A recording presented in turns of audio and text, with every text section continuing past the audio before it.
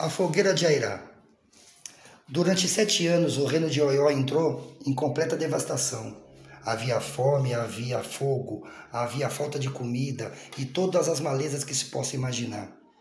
Quando Xangô, junto com os demais, foram aos babalaôs para ver o que estava acontecendo, os babalaôs disseram: "Olha, tem um preso que não poderia estar preso, vocês prenderam o grande Oxalá."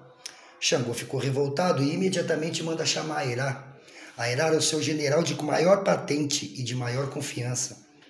Airá chegou à cela onde estava o grande Oxalá, preso há 7 anos debilitado.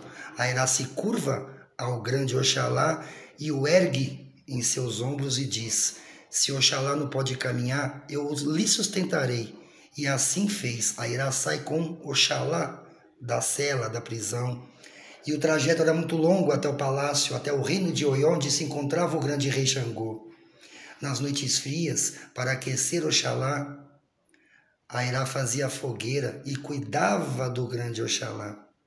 Sendo assim, com o cumprimento da sua missão e com a sua devoção, Airá foi conhecido e determinado por Xangô e Oxalá que ele os acompanharia por toda a eternidade, tendo assim Airá o seu grande valor.